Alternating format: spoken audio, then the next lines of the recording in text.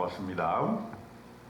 오늘은 번제를 드리는 규례라는 제목으로 말씀을 드리겠습니다. 레위기 6장 13절에 제단 위에 불은 항상 피워 꺼지지 않게 할지니 제사장은 아침마다 나무를 그 위에서 태우고 번제물을 그 위에 버려놓고 화목제의 기름을 그 위에 불사를 찌며 불은 끊임없이 제단 위에 피워 꺼지지 않게 할지니라.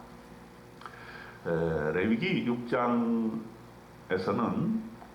번제의 규례, 소제의 규례, 제사장의 소제물, 속죄제의 규례, 이런 구체적인 실행해야 될 내용들을 말씀해 주고 있습니다.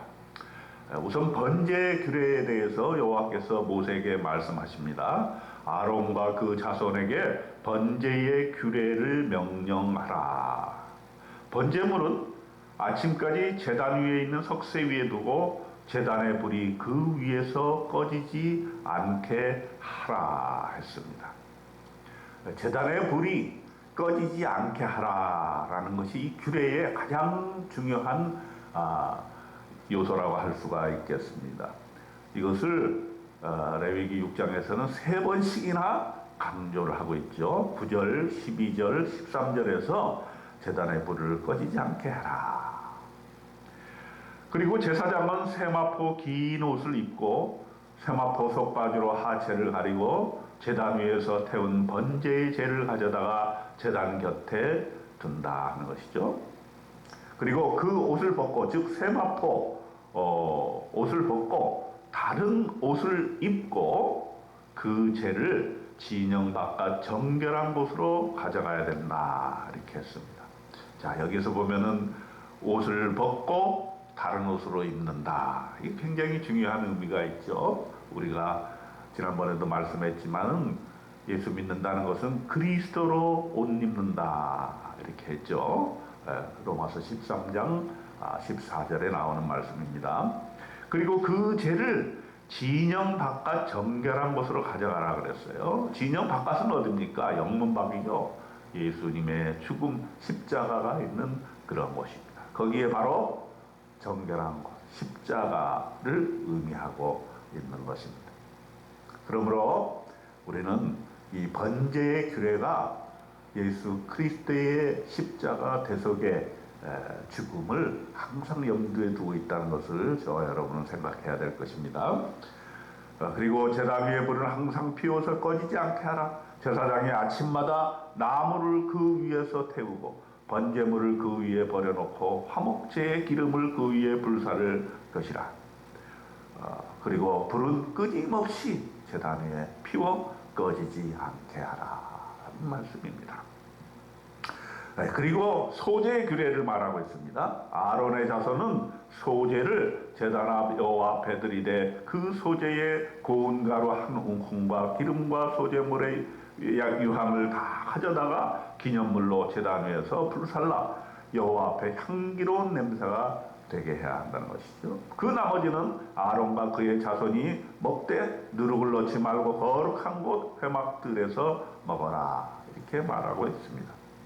누룩을 넣어 굽지 말아야 되는 것이죠. 또 아론과 그의 자손들에게 주어 그들의 소득이 되게 하십니다.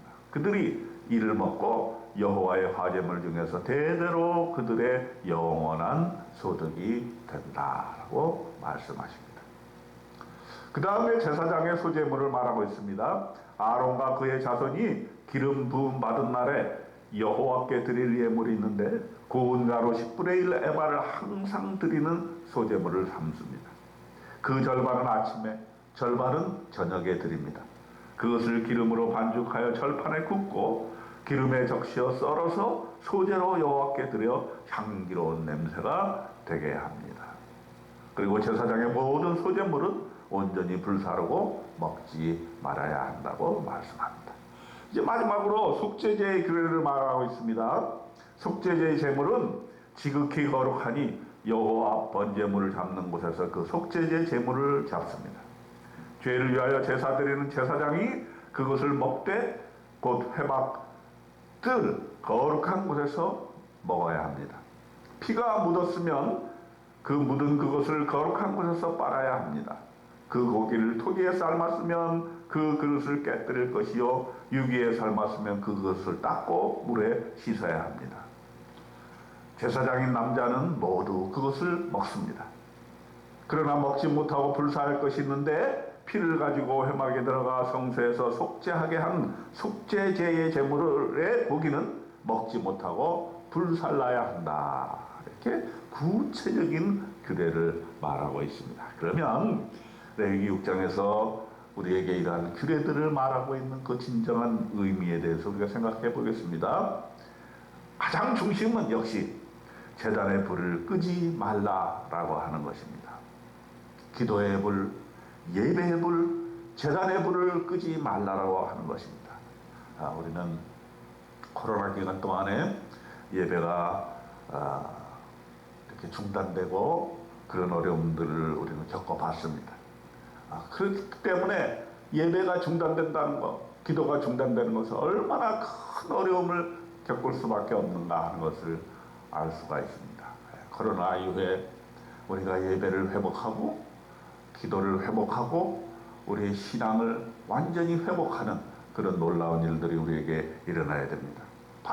바이러스가 오건 전쟁이 오건 어떤 어려움이 오더라도 우리의 예배의 불은 꺼지지 말아야 될 것이며 기도의 불이 계속해서 불타오르는 저와 여러분의 믿음 생활 되시기를 주님의 이름으로 축원드립니다.